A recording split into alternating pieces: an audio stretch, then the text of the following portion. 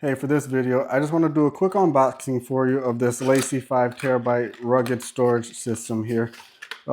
I got it because I make a lot of product review content and things like that. So I wanted something that was easy to travel with, but that I also felt confident that I wouldn't just drop and break. So just getting it out of the case here, I wanted to show you what I think about it, first impressions. And I will say right out of the gate, first impression, this thing, it's heavy. It is really heavy. It feels solid. It has a nice thick rubber case on it here. So I would definitely call it rugged. Go ahead and see if I can take that out of there. So give you a look around so you can see it. So that looks nice. See, it has the slot on the bottom of the case there, so you can do your imports and exports.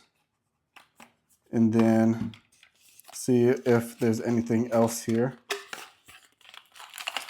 Yeah, so have a matching orange cord to use with it here. So pull that off. It's a really thick cord designed for quick read-write transfer. So that's really good. So anyways, everyone, that's it. Like I said, just quick unboxing so you could see it. I'll do more reviews on it as I actually use it and test it out, but just wanted you to see that.